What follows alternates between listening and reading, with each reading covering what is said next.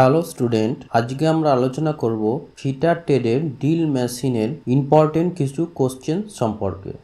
আমাদের প্রথম question, what is the name of the angle mark X in the reamer. এই X অংশ দিয়ে রিমারের কোন অ্যাঙ্গেলটাকে এখানে বোঝানো হয়েছে? অ্যান্সার হবে হেলিক্স অ্যাঙ্গেল। আমাদের পরবর্তী question, what is the name of the process of finishing the drill hole. এইখানে যে পদ্ধতিটা দেখানো হয়েছে যার মাধ্যমে আমরা ডিল হোলকে ফিনিশ করছি, সেই পদ্ধতিটার নাম কি? অ্যান্সার হবে রিমিং। আমাদের পরবর্তী question, why had reamer have uneven spacing of teeth. রিমারের ক্ষেত্রে টিথের যে পেসগুলো সেটা আনইভেন থাকে কেন, অসমান থাকে কেন? অ্যান্সার হবে রিডিউস চ্যাটারিং। চ্যাটারিংটাকে কমানোর জন্যই আনইভেন পেস রাখা হয় রিমারের টিথে। আমাদের পরবর্তী question, what is the purpose of clearance angle in twist drill. Answer হবে prevent friction of drill behind the cutting edge. আমাদের পরবর্তী question, what is the angle of counter sinking for riveting. এই রিভেটিংয়ের ক্ষেত্রে যে কাউন্টার সিঙ্কিং রিভেট হয় তার অ্যাঙ্গেলটা সাধারণত কত হয়? এই অ্যাঙ্গেলটা কম বেশি ভ্যারি করে। দেখো এখানে তোমাদের ছবিতে দেয়া যেটা হয়েছে 78 ডিগ্রি প্লাস মাইনাস 2 ডিগ্রি, মানে এর থেকে 2 ডিগ্রি বেশিও হতে পারে বা 2 ডিগ্রি কমও হতে পারে।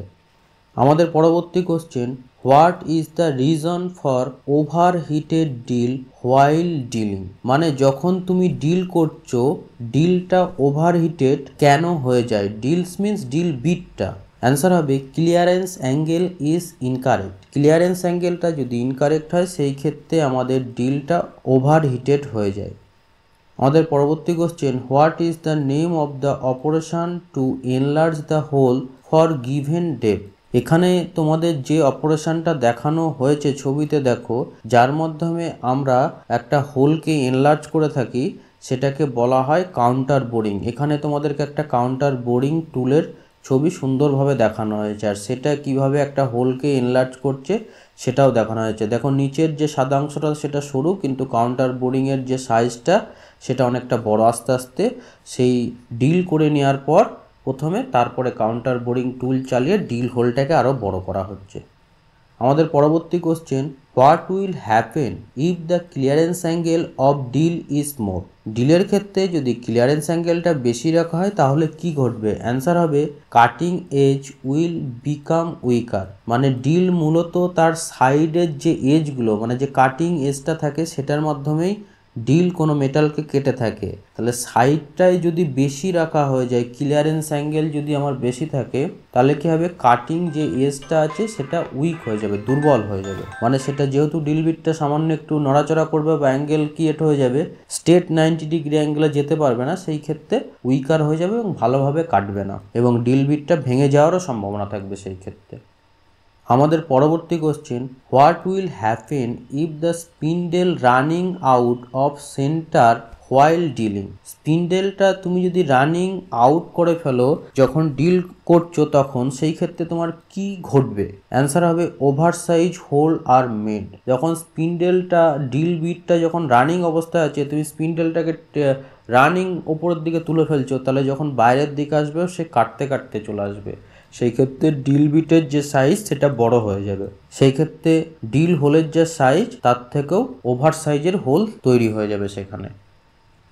আমাদের পরবর্তী question, what is the name of the element mark as x of the thread. এখানে যে থ্রেডের ছবিটি দেখছো এটা থ্রেডের নোমেনক্লেচার বলা হয় বা টার্মিওলজি বলা হয়।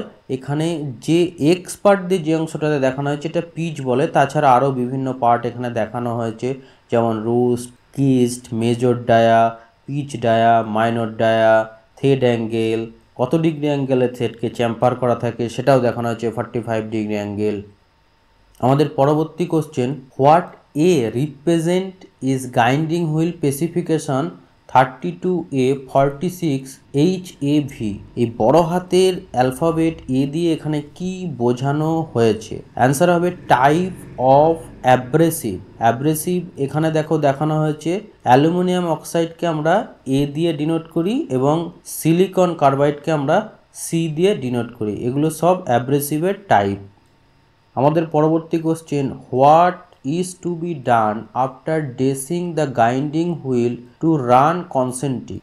গ্রাইন্ডিং হুইলকে ডেসিং করার পরে সেটাকে কনসেন্ট্রিকভাবে সেটাকে হুইলটাকে রান করানোর জন্য কি করে থাকি, সেটা হবে ট্রুইং। অ্যান্সার হবে ট্রুইং।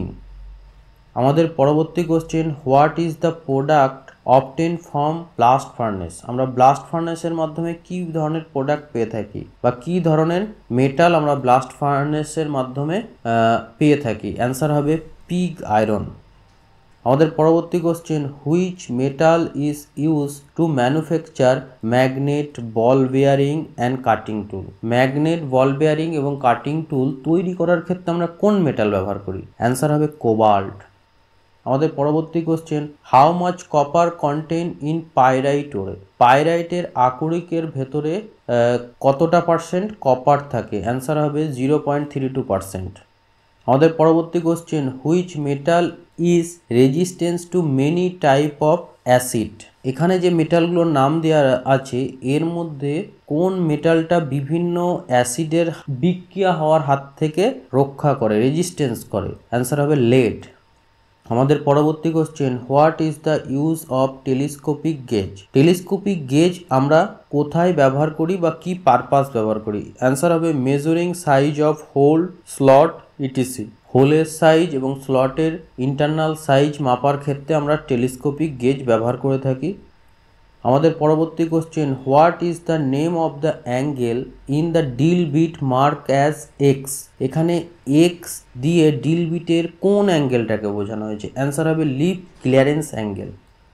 আমাদের পরবর্তী question, which angle is determined by the helix angle in drill bit.